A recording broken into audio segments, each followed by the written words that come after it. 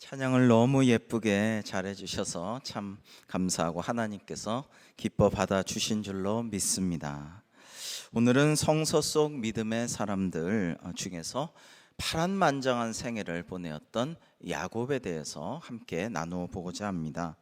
여러분, 여호와 신앙의 원형은 이제 아브라함의 손자 야곱에게로 이어집니다. 야곱은 그 할아버지 아브라함만큼 굉장히 뚜렷한 어떤 믿음의 모습을 증거하고 우리에게 감동적으로 무엇을 보여준 것은 사실은 없다라고 할 수가 있습니다. 그렇게 보면 이삭도 뚜렷하게 믿음의 어떤 희생이나 어떤 과감한 도전, 지난 주일날 설교처럼 담을 뛰어넘고 뭔가 자신을 완전 초월하고 이런 어떤 모습을 보여준 적은 거의 없지만은 후에 이삭이 우물 문제로 이제 다투다가 계속 이제 그 터줏대감들에게 자기가 판 우물을, 여러분 지금도 선교사님들이 우물을 하나 인도네시아나 이런 데 가가지고 파면은 그게 엄청난 자랑이 되고 큰 기여를 하게 되는 것이죠. 그것이 하나의 근거지가 되는 것인데, 그 우물을 애써 판 그것을 넘겨주고 또 넘겨주고 이렇게 계속 양보하였음에도 불구하고 이상하리 많지 모든 일들이 이삭이 잘 되자 하나님이 복을 주셨구나라는 것을 그 땅의 우두머리가 알고, 이 사람은 복된 사람이니까 하나님이 지켜주시는 분이다, 그러니까 같이 잘 지내야겠다 해서 화친을 청하는 모습이 나옵니다. 그때 우두머리가 이삭에게 한 말이 창세기 26장 28절에 나오는데요. 화면을 한번 보시겠습니다. 창세기 26장 28절에 그들이 이르되 여호와께서 너와 함께 계심을 우리가 분명히 보았으므로 우리 사이 곧 우리와 너 사이에 맹세하여 너와 계약을 맺으리라 말하였노라라고 말하였습니다. 그래서 하나님이 함께 동행하신다라는 것을 확실히 주변 사람들이, 이방 사람들이 보았다라고 할 수 있는 것이죠. 물론 이삭은 청소년기에 아버지 아브라함에게서 죽임을 당하여 제단의 제물로, 그것도 번제물로 바쳐질 뻔한 기억이 있습니다. 이것을 기억의 어떤 외상장애, 트라우마라고도 할 수가 있을 거예요. 그때를 생각하면 누구라도 하나님이 구원해 주셨지만은 굉장히 아버지가 나를 묻기까지는 했어요. 칼을 잡아 들었어요. 나를 포를 떠서 각을 떠가지고 이제 불에 태워서 그 향기를 하나님께 바치려고 했단 말이죠. 그러니까 그 막 꿈에서도 나올지도 몰라요. 제단에 피울 불은 있는데 제물은 어디 있습니까, 아버지? 그랬더니 아브라함이 뭐라고 합니까? 아들아, 하나님이 친히 제물은 준비하시리라, 이렇게 말씀하시고 정말 제물을 준비하셨어요. 그러나 굉장히 혈기왕성한 청소년이었을, 아마도 10대 중후반 10대 중반 정도로 추산을 하고 있는 이 이삭이 그 나이를 따지면 115세 6세 이 정도 될 이 초고령의 할아버지 아브라함에게 반항하지 않고 묶여서 죽음을 기다렸다라고 할 때에 굉장히 이삭에게도 믿음이라고 할 수 있는 삶의 모습은 있었다라고 볼 수가 있습니다. 그러나 어쨌건 이삭의 아들 야곱에게서 그 전에 에녹, 노아, 아브라함에게 있었던 그런 놀라운 믿음의 순간들, 그런 어떤 모멘트들은 없었다라고도 할 수 있을 것입니다. 야곱은 비록 좌충우돌 하는 파란만장한 삶을 인생 여정으로 갖고는 있지만, 그럼에도 불구하고 하나님께 자기 모든 것을 드리는 어떤 그런 모습은 정확하게 포착되지 않는다고 할 수가 있죠. 그런데 그렇다면은 그 위대한 믿음, 하나님이 다 멸망시켜도 한 사람 노아를 붙잡았던 그 믿음, 에녹은 아예 동행하시다가 같이 승천하도록 하늘로 데려가셨고, 아브라함은 자 이제 네가 그 100세에 낳은 아들 이삭조차도 번제물로 내게 바치니 이제야 네 믿음을 내가 알겠다, 이렇게 말씀하신 그러한 것들이 어떻게 계승이 될까요? 에녹이나 노아와는 달리 아브라함의 외아들 이삭을 통해서 이제 그 민족을 하늘의 별과 같이 바다의 모래같이 이루겠다고 하시지 않았습니까? 그런데 야곱이 어떻게 그런 믿음을 계승할 수가 있는가? 여러분, 우리 교회에서 처음 당대에서 믿음을 가진 사람들을 보면 어떤 분들은 굉장히 용감하고 적극적이고 전도도 잘하고 굉장히 뛰어난 모습을 보이는 경우도 보게 됩니다. 아주 대단한 믿음이죠. 그런데 혹시 시험이 들거나 어떤 큰 어려움이나 마음의 상처를 받으면 또 그게 팍 꺾이는 모습을 보기도 합니다. 그런데 이 모태신앙이라고 하면요, 이 대대로 이렇게 믿음의 그 대를 잇고 있는 그런 가족을 보면은 어떤 거는 뭐 목사님들이 이거 좀 해줘도 좋겠는데요, 이거 좀 해주십시오 이래도 아유 못해 이럴 때가 많아요. 그래서 모태신앙이라고 많이 그러는데 난 못해, 나 안 해, 못해요 해서 모태신앙이란 말도 있는데, 그런데 이런 분들이 어려움이 오거나 큰 위기가 닥치거나 시험이 들어도 잘 견디는 것을 볼 수가 있어요. 막 적극적이고 뜨겁고 막 전도하고 이렇게 안 해도 굉장히 평안한 가운데 잘 순종하면서 하던 대로 그 집안에서 자신을 위해서 기도해 왔던 대로 신앙생활을 잘 유지하는 것을 볼 수가 있습니다. 하나님은 마치 혈관 속에 이 DNA 유전자가 계속해서 흘러가는 것과 마찬가지로 믿음의 유전자를 믿음의 사람들을 통하여서 쭉 간직하고 이어져 가게 하여서 위대한 믿음을 계승하게 하는 것이 아닌가, 이런 생각도 듭니다. 아브라함의 놀라운 믿음의 순간들이 있었지만 이삭은 양보하고 순종하고 그냥 이렇게 평안하게 갔어요. 어린 시절의 트라우마를 극복하고 순종적으로 이렇게 평탄하게 갔어요. 그게 다예요. 그 다음에 야곱도 이제 오늘 살펴보겠지만은 정말 아브라함 같은 위대하고 감격적인 어떤 자기 희생적인 모습을 보였다고까지는 말할 수 없지만 이것이 면면이 이어져 내려오는 것입니다. 사실 야곱은 할아버지 아브라함으로부터 영향을 받을 기회가 없지는 않았어요. 있었습니다. 아마도 영향을 받았겠죠.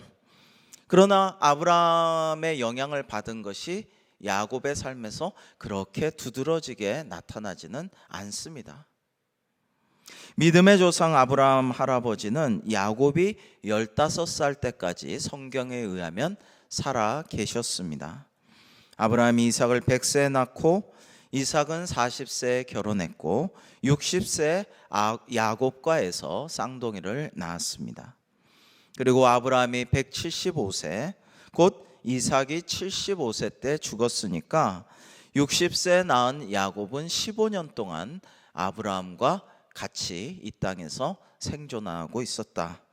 아브라함을 볼 수 있었다라고 할 수가 있습니다. 그래서 15살에 돌아가신 할아버지에 대해서 많이 배우지를 못했을지라도 15살 정도 되면은 많이 듣고 많이 이야기들을 여러 가지 아버지 이삭이 죽을 뻔했는데 여호와 이래, 그런 것들을 다 이제 알고 있을 것입니다. 한 가지 참고해야 할 것은 아브라함은 137세에 아내 사라를 잃었죠. 그런데 아브라함은 그 후에 그두라라는 여인을 후처로 장가를 들어서 6명의 아들을 더 낳게 됩니다. 아마 이때에 같이 살던 이삭네랑 야곱네랑 아마 이렇게 떨어져서 그두라랑 살면서 6 아들과 더 친하게 지냈을 확률도 높다라고 할 수가 있습니다. 그래서 믿음의 영향을 직접적으로 많이 못 받았을 수도 있겠죠. 그럼에도 불구하고 결정적인 순간에 놀라운 결단으로 외아들을 제물로 잡아 하나님께 바치려고 했던 이 아브라함의 이 원조 믿음, 이거는 이삭에게 계승이 되어야 마땅해요. 왜냐하면 에서는 장남이었지만 이 쌍둥이 에서 형은 아무 영적인 데 관심이 없는 사람이에요. 전혀 관심이 없어요. 그냥 사냥하러 다니고 이제 우락부락한 이제 산적 같은 무리들하고 돌아다니고 별 이제 영적인 믿음의 어떤 계승을 할 생각이 없는 자예요. 근데 야곱은요, 이상하게 장자권과 아버지의 축복을 어마어마하게 갈구하고 굳이 거짓말을 하고 팥죽을 쓰고 타이밍을 노리고 어머니를 설득하고 아버지를 속여가면서 그것을 취하는 모습을 보게 됩니다. 아마 이것이 어떤 거룩한 영적인 사모함 이런 것과는 거리가 멀었겠죠. 어린 야곱의 모습에서 그런 것들은 아마도 장자권을 내가 받고 싶다, 쌍둥이인데 왜 나는 못 받냐, 에서 저 형은 관심도 없잖아, 내가 이걸 받고 싶다, 축복을 받고 싶다, 이런 생각이었겠지만, 그러나 고대 사회에서 그런 것을 강렬하게 희구한다는 것은 어떻게 보면은 욕심 가운데 있는 것이지만, 하여튼 그런 것들을 통해서 하나님이 이 믿음의 가문의 믿음의 조상의 후대에게 주려는 그 뜻이 계승된다라는 거예요. 여러분, 욕심이 다 나쁜 것은 아닙니다. 우리가 어떤 일에 욕심을 가지고 이렇게 할 때에 그걸 통해서 하나님의 뜻이 이루어지고 많은 사람들에게 선한 영향력을 끼치는 일이 얼마든지 많이 있기 때문입니다. 그래서 아버지 이삭과 또 배다른 큰아버지 이스마엘, 이 나중에 175세에 아브라함이 막벨라 굴에서 장사 지낼 때 이삭과 이스마엘이 같이 장사를 지내요, 아버지를. 그러니까 완전히 남남이고 별개고 이게 아닌 것이죠.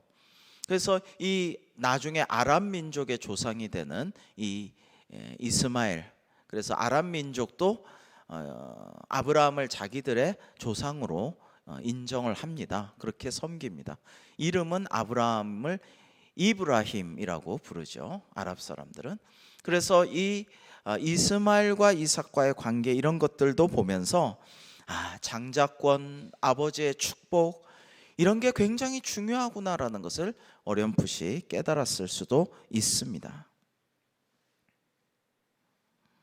그러나 아브라함을 통해서 하나님에 대한 절대 신앙을 내가 계승한다, 뭐 이런 생각은 하지를 못했을 거예요. 그렇지만 하나님께서 약속하셨기 때문에 반드시 이 야곱을 통하여 아브라함의 믿음이 계승되어야만 했습니다. 그러려면 하나님이 어떻게 하시느냐?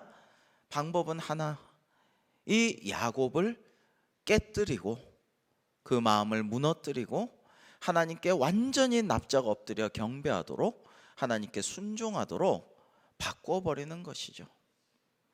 깨져야 하리, 부서져야 하리, 찬양이 우리가 기억하는, 노래하는 찬송이 있듯이 이 야곱에 굉장히 아주 욕심 많고 거짓말도 잘하고 야망이 있고 굉장히 집요하고 굉장히 그 좀 세속적인 이런 스타일, 이런 삶의 방식, 이런 것들에서 하나님을 온전히 믿는 믿음의 계승계들을 이루는 자로의 변모 과정을 하나님께서 주도하신다라는 것을 우리는 보게 됩니다.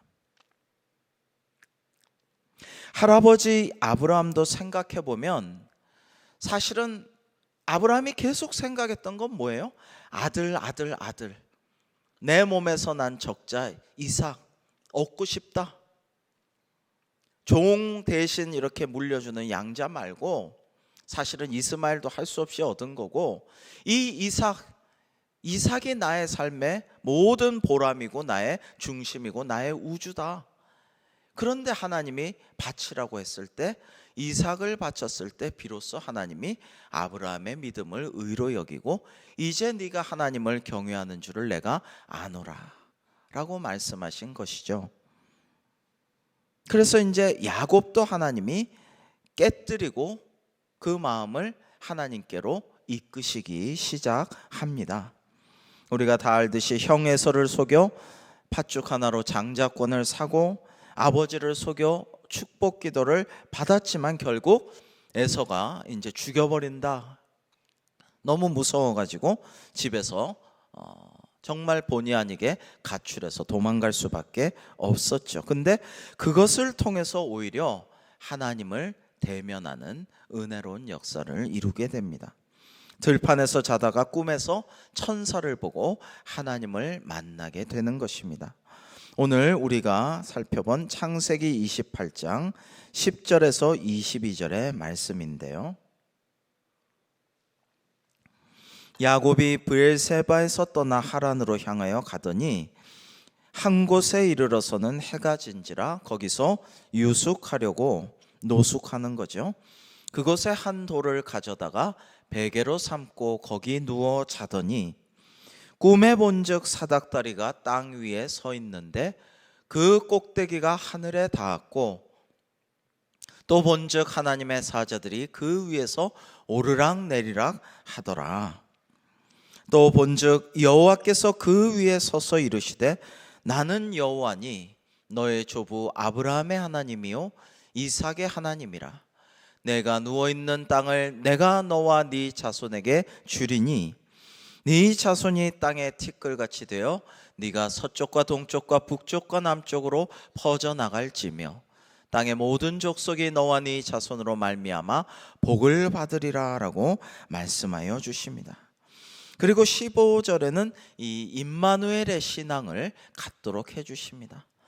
여러분, 크게 신앙은 네 가지가 있어요. 창조 신앙, 하나님이 창조하셨다. 그 다음에 임마누엘 신앙, 하나님이 늘 우리와 동행하시고 함께 하신다. 그 다음에 예수 그리스도의 십자가 신앙과 부활 신앙이 신앙의 큰 네 개의 기둥이라고 할 수가 있는데요. 여기서 하나님이 너와 함께 있어 네가 어디로 가든지 너를 지키며 너를 이끌어 이 땅으로 돌아오게 할지라.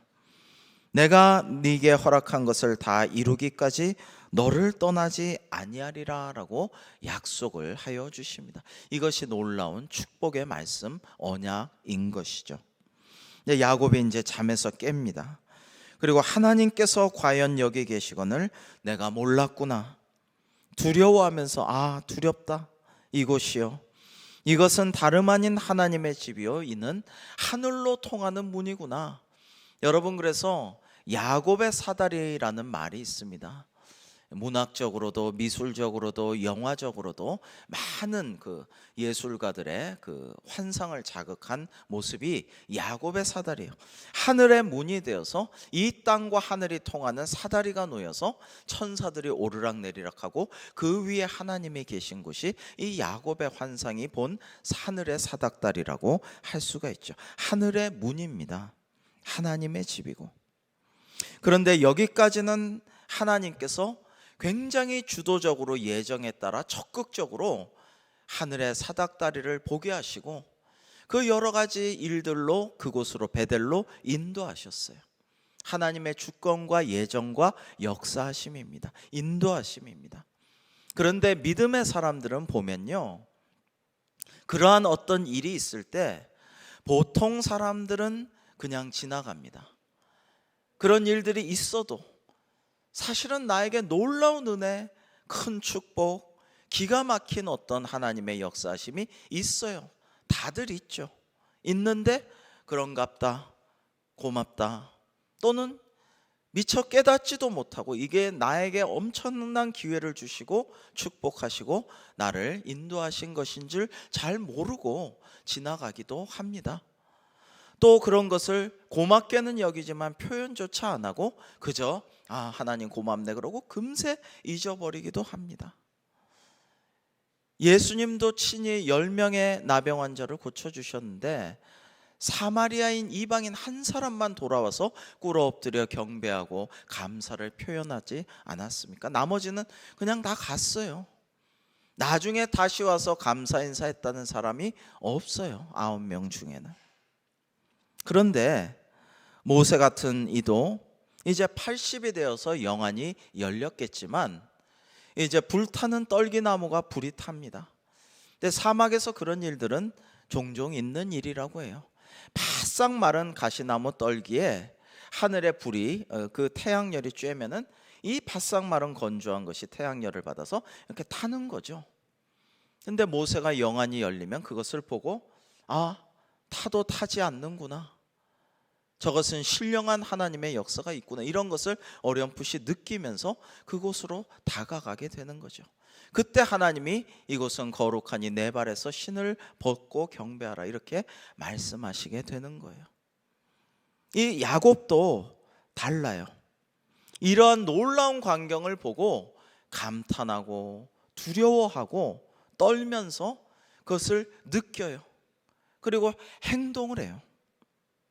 야곱이 아침에 일찍 일어나서 자기가 베개로 삼았던 돌을 가져다가 기둥으로 세우고 그 위에 귀한 기름을 붓고 그곳 이름을 베델이라고 탁 명명을 합니다.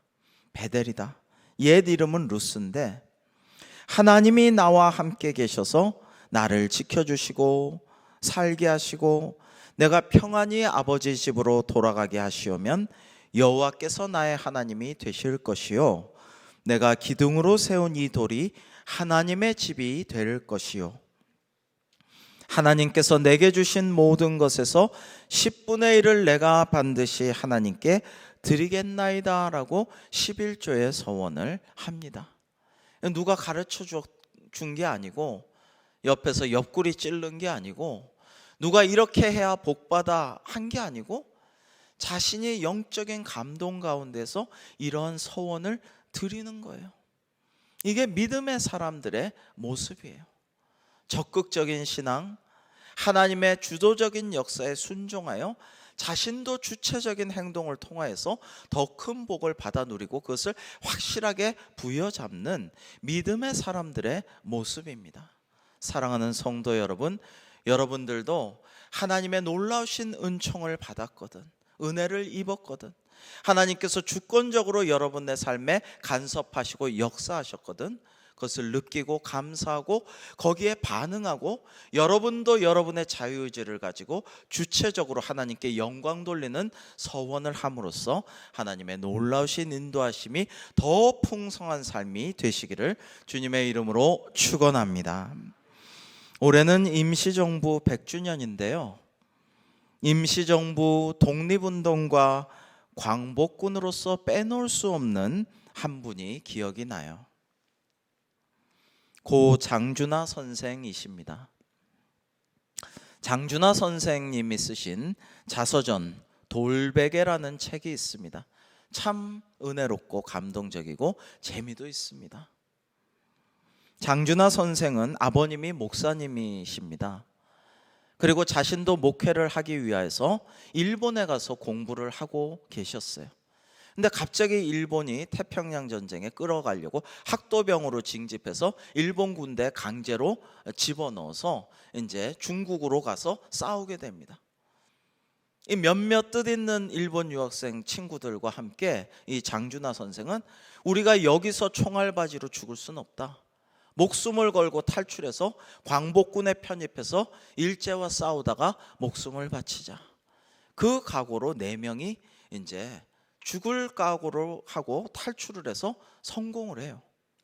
성공을 하는데 일본군이 집요하게 개를 풀고 막 쫓아옵니다. 무시무시하게 추격전을 하고 있는데 멀리 그 동부지방 쪽에서 싸우던 이 장준하 선생 일행이 저쪽에 한참 수천리 되는 충칭 중경으로, 그 당시 임시정부 중경으로 가서 거기 들어가서 보고하고 광복군에 편입되기 위해서 충칭으로 향해 갑니다. 가는데 이제 한밤중에 너무너무 깜깜한 밤중 광야에 허허벌판에 몸을 좀 이렇게 은폐한 후에 이제 돌을 하나 괴어다가 머리에 돌베개로 하고 이렇게 하늘을 누워서 바라보면서 그 중국의 대륙의 밤하늘을 바라봅니다. 별을 이렇게 보면서 이 목사님 아들 목회를 하려고 생각했던 장준하 선생은 야곱의 사다리를 생각해요. 이 창세기 오늘 우리가 교독한 이 창세기에 나오는 야곱의 하늘로 이어진 하늘의 사닥다리, 이곳은 하나님의 집이로다. 이곳은 하늘의 문이로구나. 그리고 하나님이 축복하시고 약속하신, 그리고 서원한 그런 야곱의 이야기들을 가만히 떠올리면서 감동해졌습니다. 아름다운 대륙의 밤하늘을 바라보면서 그 장면이 돌베개에 나옵니다. 저는 특공대 시절에 그 야간 산악 행군만 했으니까요, 밤에 산만 타고 행군을 하는데, 참 제가 이등병 처음 훈련을 할 때 소대장님이 참 사람이 좋았어요. 참 선하고 친절하고 아주 교회도 잘 다니고 참 좋은 분이었어요. 근데 이 소대장님이 길을 잃어버렸어요. 사람 좋은 분들이 길을 잘 못 찾는 경우가 왕왕 있는데, 이분이 산을, 우리 부대원들을, 소대원들을, 지원 소대원들, 박격포맨 우리 소대를 잘 이끌어야 되는데 산을 잘못 찾은 거예요. 근데 새벽에 암만 찾아도 길을 못 찾는 거예요. 이제 더 이상 헷갈려서 못 찾아요. 어떻게 할 수가 없어. 그래가지고 이 산이 아닌갑다, 저 산도 아닌갑다 몇 번 헤매다가 포기하고, 저희는 보통 이제 낮에 산기슭에 비트라는 굴을 파고 거기서 자고 밤에 일어나서 이제 산을 타는데, 이 밤에 도저히 더 이상 어떻게 할 수도 없고 위험하고 해가지고 거기에 그냥 노숙을 했어요. 산 꼭대기에서. 4월 말이었는데 눈이 내리고 굉장히 추웠습니다. 그런데 이제 그 군용 침낭을 펴가지고 각자 이제 자는데, 그 소대장님이 이제 저보다도 키가 작았어요. 특공대에서 제일 작았는데 저랑 둘이서 한 침낭에 같이 서로의 체온으로 비비면서 이제 그 차가운 땅바닥에 침낭에 같이 들어가가지고 이제 답답하니까 얼굴만 딱 내놓고, 지퍼 얼굴만 딱 내놓고 누워가지고 이제 잠을 잠깐 청하는데, 날이 셀 때까지. 근데 하늘에 이렇게 밤 하늘을, 강원도 깊은 산골에 어딘지 모를 산에 밤하늘을 보는데 별들이 너무 아름답게 빛나고 있고, 너무나 아름답고, 얼굴은 차디찬 바람이 불지만은 참 아름다운 밤하늘이다, 이런 생각을 하면서 별빛을 바라보고 있는데, 이 야곱의 사다리, 하늘의 사닥다리, 또 장준하 선생의 돌베개, 이것이 가만히 떠오르면서 하나님이 이런 곳에서 축복하셨지, 이런 곳에서 언약을 주시고 너와 함께하리라 하였고, 그때 야곱도 장준하 선생도 하나님께 내가 믿음으로 주님의 말씀을 따르고 내가 서원합니다, 그렇게 서원을 했었지라는 생각을 하면서 기도를 했던 기억이 납니다.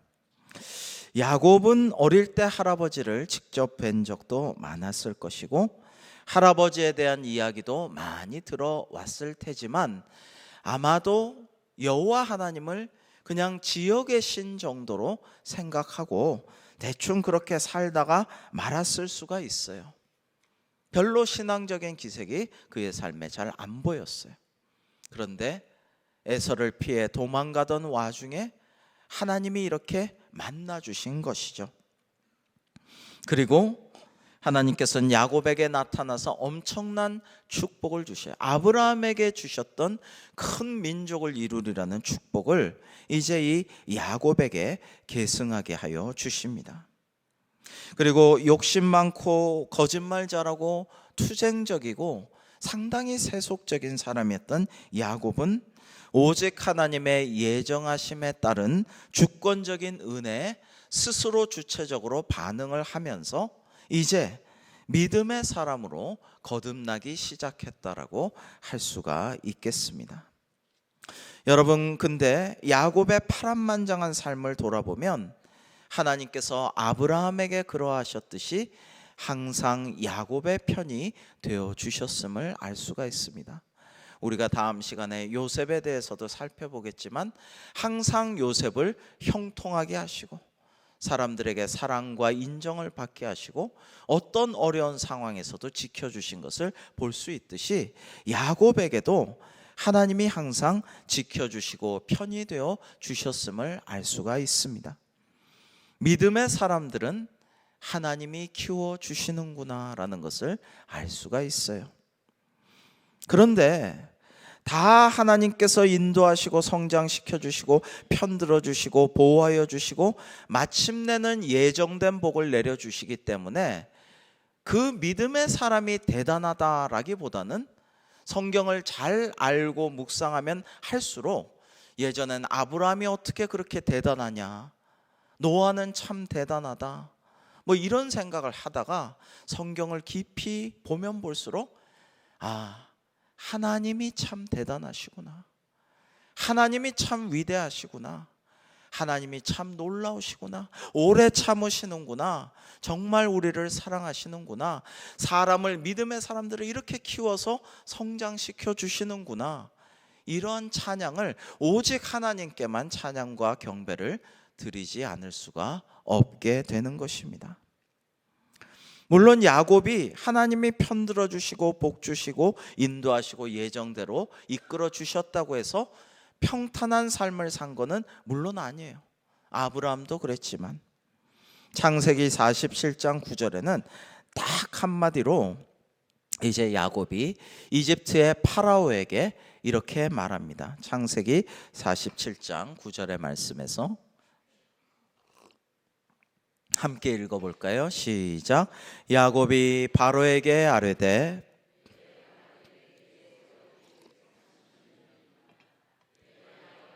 얼마 못 되니 우리 조상의 나그네 길의 연조에 미치지 못하니 험악한 세월을 보내었나이다 하고, 여러분, 이 파라오 왕에게 내가 참 험악한 세월 살았습니다.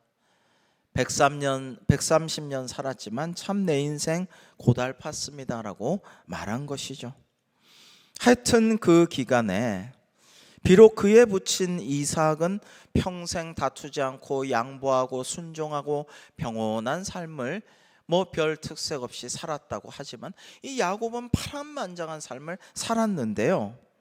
그 기간에 하여튼 야곱은 4명의 아내와 자기가 원한 아내도 있었고 원치 않았는데 덤태기를 쓴 아내도 있었죠.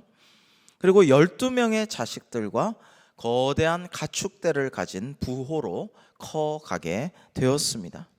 근데 대부분 여기까지가 그의 인생의 복이다 이렇게 생각할 수가 있는데 하나님의 복은 이게 아니에요. 4명의 아내, 12명의 자녀, 그 다음에 수많은 수백의 가축, 2대 무리들, 이게 전혀 하나님이 보시는 관점에선 이게 복이 아니에요.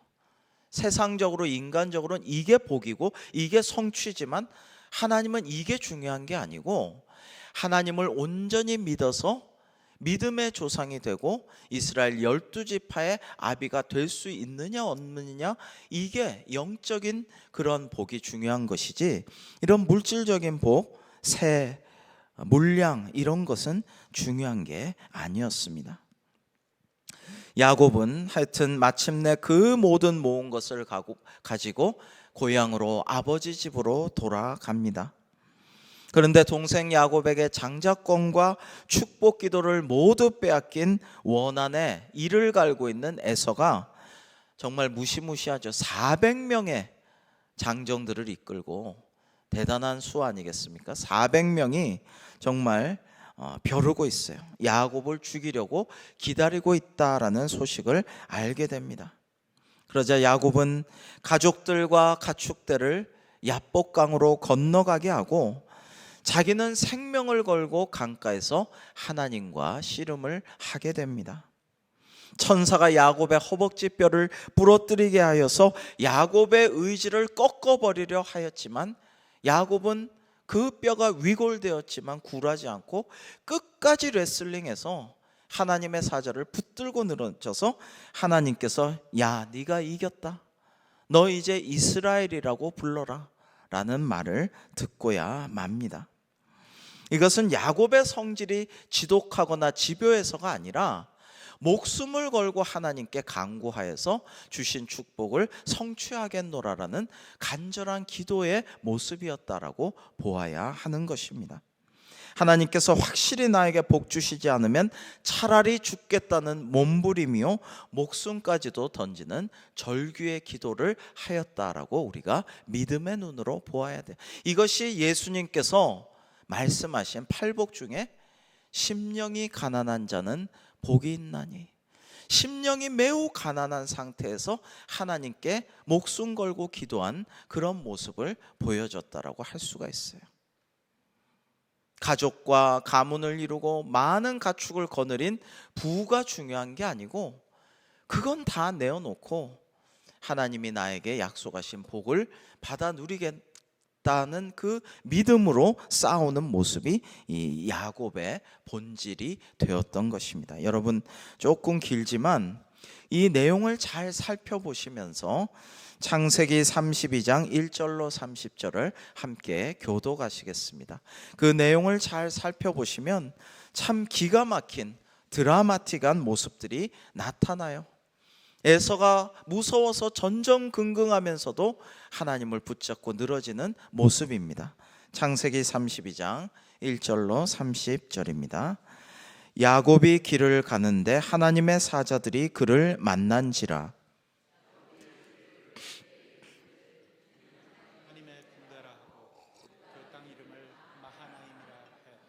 야곱이 세일 땅 에돔 들에 있는 형 에서에게로 자기보다 앞서 사자들을 보내며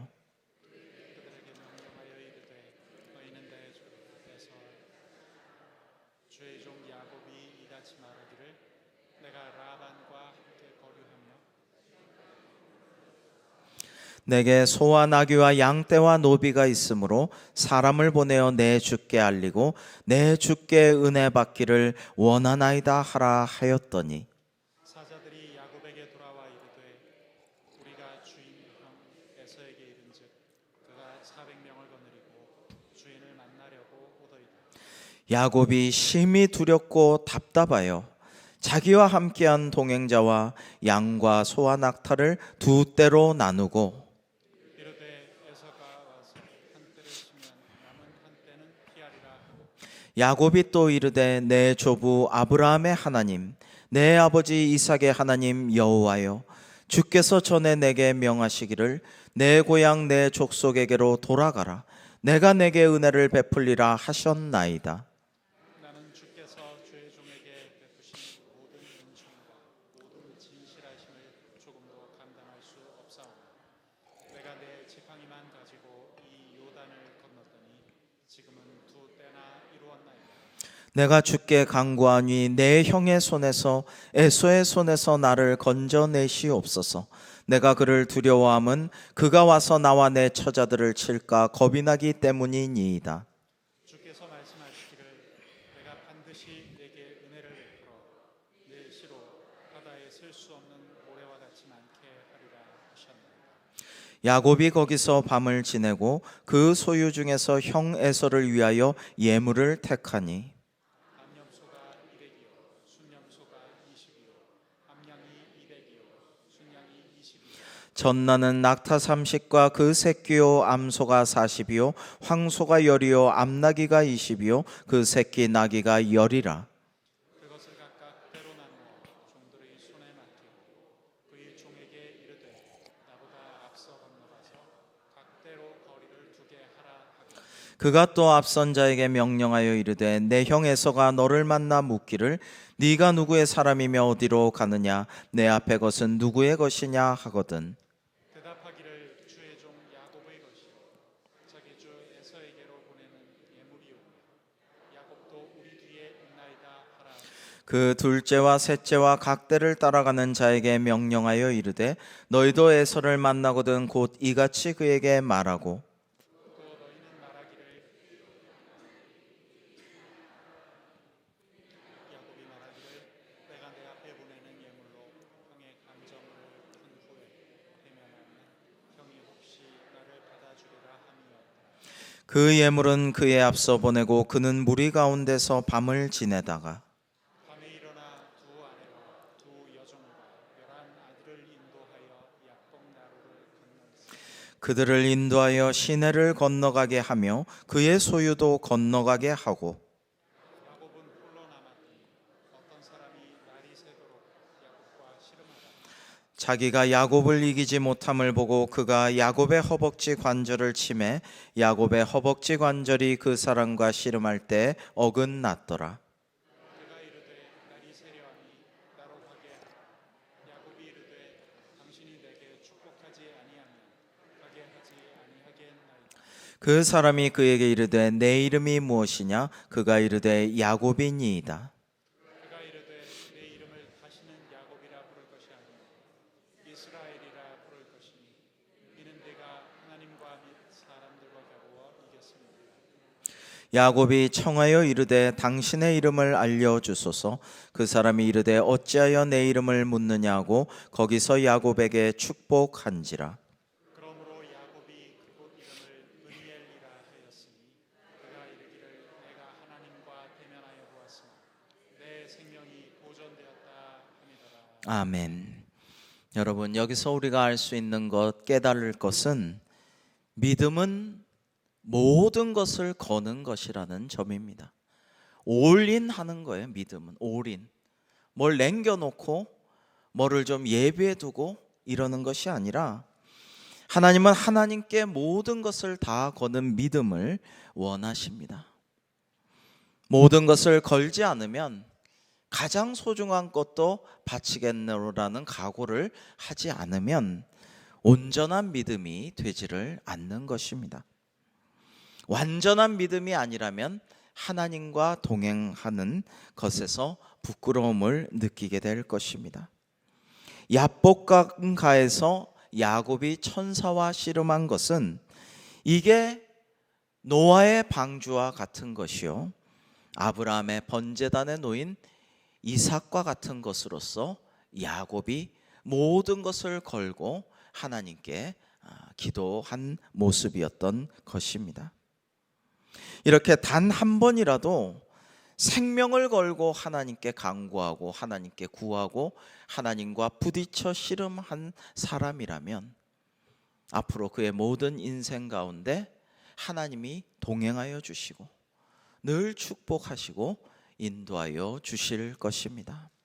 그러한 믿음의 경험, 그러한 믿음의 체험, 그러한 신앙의 뜨거운 투쟁, 목숨까지도 걸고 하나님과 씨름하는 그런 기도, 이런 것이 있을 때 비로소 우리의 신앙이 위대한 신앙으로 자라날 수 있는 것입니다.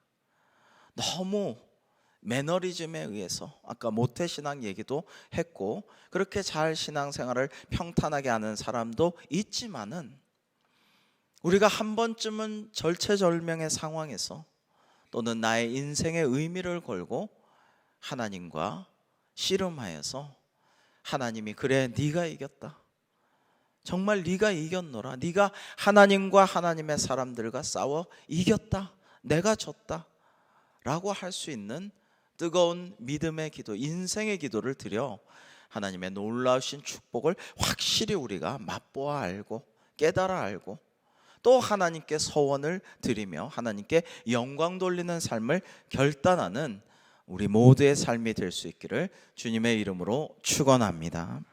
기도하시겠습니다.